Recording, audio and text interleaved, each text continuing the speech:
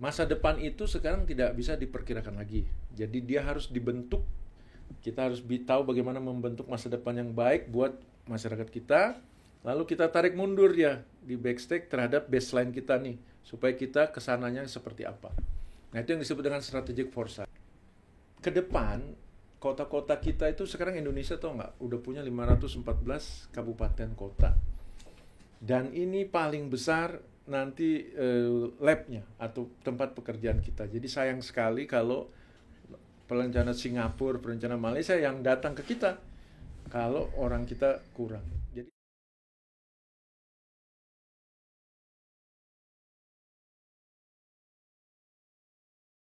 bagian tersendiri nih, nggak sengaja karena habis sidang sore-sore ini ada kedatangan ketua, bukan kedatangan, kita ajak ke sini ke NR nih, ketua Ikatan Ahli Perencanaan Indonesia, supaya kita bisa lebih memahami lagi peran perencanaan dan juga bagaimana Direktorat Pendidikan Non Reguler ini bisa lebih berperan untuk saling berkolaborasi, karena ada pendidikan non gelar, ada juga continuing professional development, bagian dari pengembangan profesi, termasuk diantara untuk asosiasi profesi, tidak hanya untuk insinyuran tapi berbagai macam asosiasi profesi yang diakui di Indonesia. Gimana Pak Hendrikus Andi Simarmata, yang beliau itu Ketua Ikatan Ahli Perencanaan, juga tercatat sebagai dosen juga di Universitas Indonesia.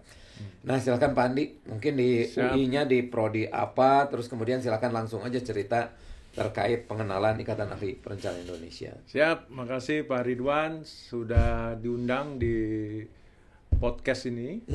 Namanya ICNR Podcast.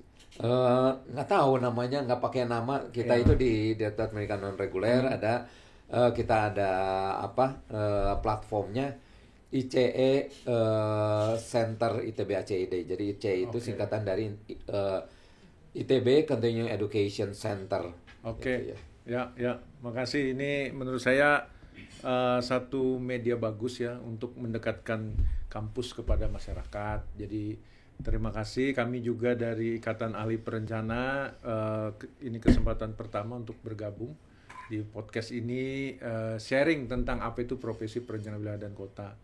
Jadi Pak Ridwan, IAP itu berdiri sejak tahun 1971, merupakan asosiasi profesi terakreditasi di bawah lisensinya Lembaga Pengembangan Jasa Konstruksi LPJK dan Badan Nasional Sertifikasi Profesi atau BNSP. Ada dua. Nah, IAP ini juga anggota resmi ISOCAR, International Society of City and Regional Planner. Anggotanya sudah 3.500 lebih dan tersebar di 34 provinsi, walaupun sekarang 38 provinsi ya. Jadi kita tugas utamanya mengembangkan bidang-bidang keilmuan PWK ini. Jadi PWK ini berada di hulunya jasa konstruksi. Menurut PP Jasa Konstruksi setelah UU CK. Karena kita di hulunya jasa konstruksi, maka kita sering berinteraksi dengan tata ruang. Tapi sebenarnya bukan hanya tata ruang.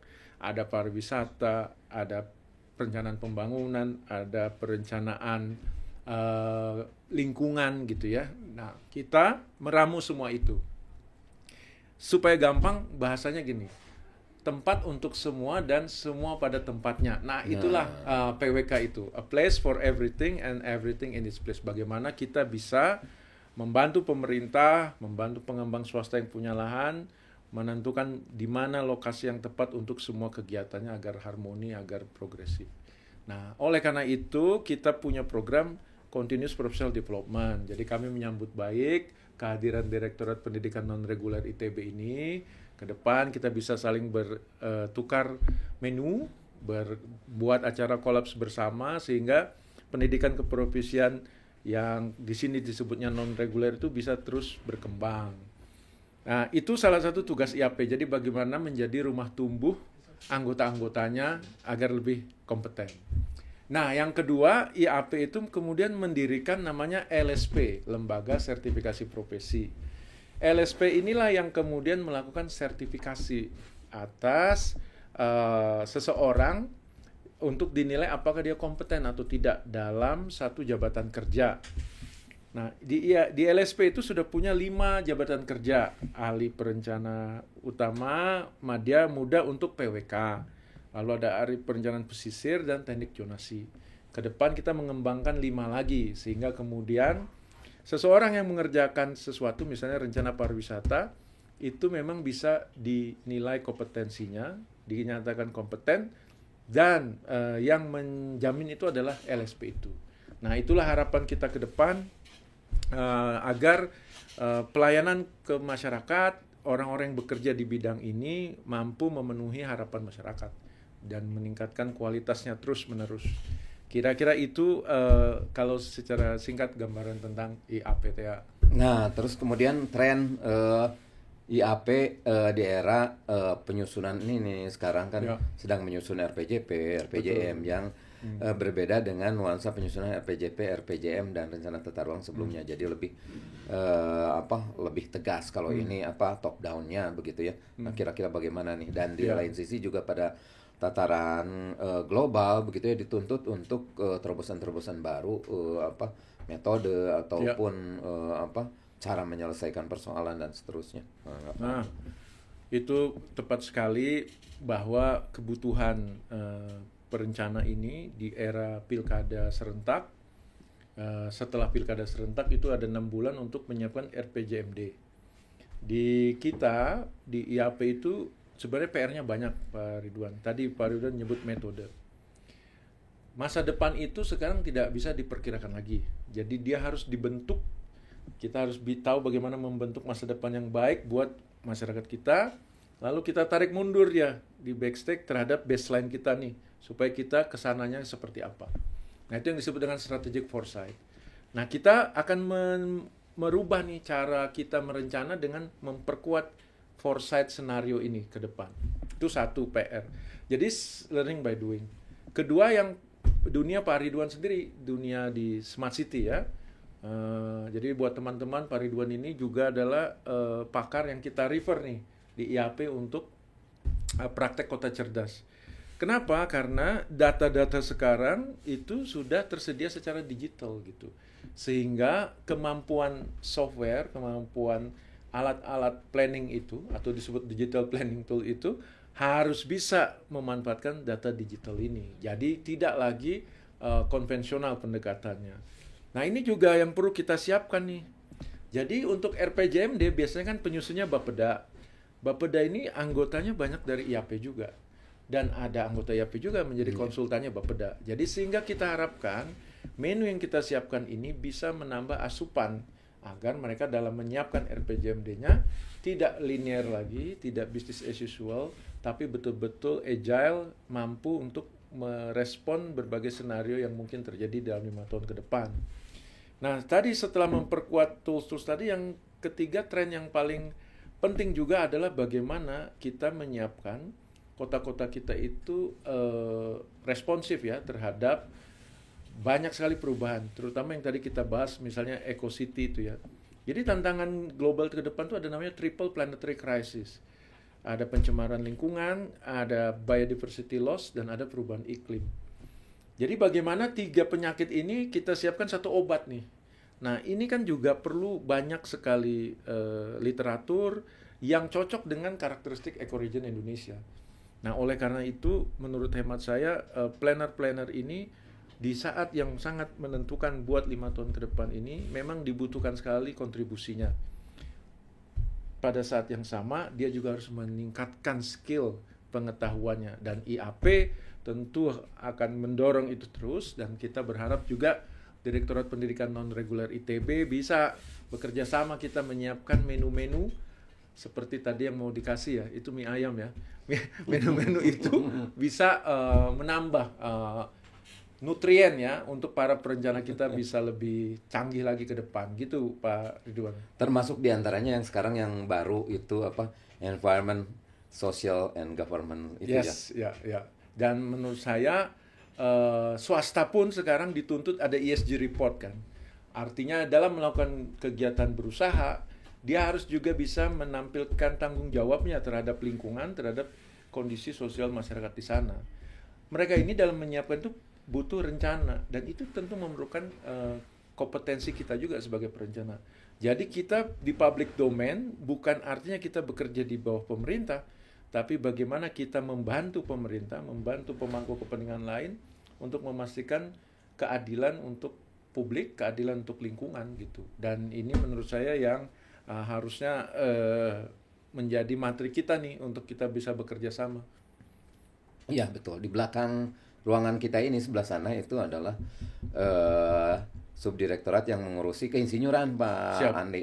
Jadi cerita keinsinyuran bahwa itu ada menjadi sesuatu yang penting untuk para sarjana teknik begitu ya. Nah, bagaimana terkait dengan seperti keinsinyuran tapi dalam dunia perencanaan mungkin ada sertifikasi kah atau lisensi kah sesuai dengan peraturan-peraturan yang terkini, mungkin bisa cerita? Ya, jadi kalau saat ini kita di IAP itu punya katakanlah kerjasama dengan pemerintah, di dalam hal ini adalah Kementerian Agraria dan Tata Ruang, bahwa pemilik sertifikat kompetensi kita itu bisa mengajukan sebagai perencana berlisensi atau petarung berlisensi, perencana tata ruang berlisensi. Maksudnya apa? Pemerintah kemudian melindungi praktek keprofesian kita. Jadi kita tidak lagi di bawah komando bohir, tapi betul-betul bisa memenuhi tanggung jawab kita sebagai perencana di public domain itu. Nah, perencana tata ruang berlisensi ini juga yang menjadi license untuk kita bekerja untuk menyusun RDTR, untuk kita bekerja menyusun master plan dan seterusnya. Nah, itulah hubungan kita dengan pemerintah dalam hal ini ATR. Kita juga kerjasama dengan Kemenpar untuk perencana destinasi pariwisata, dengan lingkungan hidup, perencana lingkungan atau environmental planner. Jadi ada beberapa, ya kalau dibilang bidang keahlian nggak juga ya, tetapi peminatan konsentrasi bagi planner-planner yang kalau di dokter umumnya PWK gitu ya, yang ingin mengaktualisasikan dirinya lebih dalam, lebih menonjol pada aspek-aspek tadi gitu. Nah, tapi yang paling penting, kayak tadi sudah disinggung, untuk memecahkan masalah kota dan wilayah ini kita nggak bisa sendirian. Teman-teman kita ada di insinyur, ya, mereka punya berbagai metode juga engineering ya, intervensi engineering seperti apa. Nah, kita harus bisa tuh bekerja sama mereka dalam merumuskan solusi-solusi apa untuk daerah, untuk nasional dalam menghadapi tantangan ke depan. Terutama katanya kan Indonesia mau jadi Indonesia emas nih 2045. Nggak tahu seperti apa tahapan-tahapannya, tentu banyak tantangannya. Jadi planners ini nggak bisa sendirian. Ada insinyur yang bisa bantu untuk bagaimana mengembangkan teknik-teknik intervensi keengineeringannya, ya kita harus bekerja sama gitu. Nah, itu yang harusnya kita sama-sama kembangkan ya. Jadi bukan berarti kemudian ini nanti mengambil apa, ini mengambil apa. Saya rasa nggak begitu ya. Saya rasa kita harus lebih banyak terbuka, apa yang mereka bisa, apa yang kita nggak bisa, apa yang kita bisa, apa yang mereka nggak bisa. Itulah modal kita bekerja sama gitu. Meskipun lisensi itu masih sekarang tersedia bukan untuk PNS ya. Betul sekali. Saya pernah nyoba. Betul sekali. Jadi kalau untuk ASN atau PNS itu jabatan karirnya dilalui Jafung kan. Nah, rekognisinya itu ada di BPSDM-nya mereka masing-masing. Nah, yang IAP bisa perjuangkan adalah kalau ASN menjadi anggota IAP dan ikut CPD-nya IAP, bisa nggak kreditnya ini, kumnya ini, di-acknowledge oleh si BPSDM-nya supaya jenjang karirnya juga bisa berpengaruh. Dan itu jadi concern kita juga, Direktur Pendidikan Non-Reguler, karena non-degree program itu menjadi bagian concern-nya ITB untuk masyarakat sekitar supaya bisa merasakan pendidikan di ITB, tidak harus S1, S2, S3 begitu ya. Iya. Itu. Kita support tuh Pak Ridwan kalau ada, misalnya kalau di luar negeri kan ada short course 1 bulan kali ya, ada short course 3 bulan gitu. Jadi supaya dia lebih implementable tuh, misalnya sebulannya di sini kelas, Nanti bisa kerjasama sama IAP, ada side project, jadi jadi kita bisa kembangkan kayak semacam apa ya, kurikulum yang 1 bulan 3 bulan buat kita bagi tuh. Ada yang high level, misalnya untuk policy maker, atau di swasta namanya BOD, Board of Directors. Ada yang level technical gitu, yang ke software gitu. Nah, mudah-mudahan kita bisa mengembangkan ini. Artinya, kalau menurut saya sekali lagi, apa yang infrastruktur yang Bapak punya di sini, apa yang kami punya di profesi itu bisa kita match up gitu. Ya, betul. Terus kemudian perkembangan terkini tentu saja kan berhubungan dengan rasio antara ketersediaan tenaga ahli perencana dengan tantangan ini ya di Indonesia itu bagaimana tuh mungkin Jadi sebagai... kita ini kan ada hanya sekitar 3.500 dari sebenarnya lulusan Indonesia itu, katakanlah sekarang sudah bisa mencapai 6.000 nih, ya, yang bekerja, tapi yang bersertifikat hanya sekitar 3.500. Penduduk kita katakanlah sekarang berapa, 200 juta ya, jadi satu bandingnya sedikit sekali. Kalau di Malaysia itu 1:17.000 penduduk. Nah, kita tuh harus lebih banyak memperbanyak. Ya sekarang oke lah, sudah ada 102 prodi PWK S1 S2 S3. Tetapi yang kita pentingkan, berapa persen sih lulusan ini bekerja di profesi? Kalau cuma 30% ya sama aja kan. Jadi kita harus bisa bagaimana menjemput bola lah. Terutama kalau bisa yang top 10-nya yang lulusan yang kerja di profesi, jangan malah yang kayak saya gini yang level mediocre sama yang low bottom yang kerja di profesi gitu. Gitu sih yang menurut saya kita harus dorong sama-sama. Ya memang sangat kecil rasionya. Tapi kalau ditambah dengan ASN seharusnya nggak segitu ya, harusnya kita lebih banyak. Cuma ASN ini belum bisa menemukan apa manfaat positifnya kalau dia aktif di IAP. Karena tidak paralel dengan karirnya. Umumnya semua ASN yang gabung di kita karena merasa knowledge-nya bisa lebih nambah dengan ikut IAP Talks, IAP Dialog, seminar gitu ya. Tapi belum kepada kebutuhan karirnya dia. Dan ini yang kita harus sama-sama dorong ke Kemenpan RB ya, sama ke BKN, bahwa kalau ASN itu banyak gaul di asosiasi profesi, itu sebenarnya membantu meningkatkan pengetahuan mereka dan karir mereka. Bagi anak-anak SMA nih terakhir, disarankan atau enggak jadi seorang perencana masuk ke prodi perencanaan wilayah dan kota atau planologi, gimana itu? Jadi buat generasi Z ya, atau Dan generasi alpha nantinya alpha, mungkin ya. Nah, jadi bagi adik-adik nih yang punya imajinasi, yang suka menghayal, suka bermimpi gitu ya, suka main game SimCity atau main game Roblox gitu ya, ada satu ruangan masuk ke mana. PWK ini salah satu bidang yang mengakomodir passion itu. Karena di PWK itu kita dalam merencanakan juga kita berimajinasi kota ke depan itu yang kita mau bentuk seperti apa.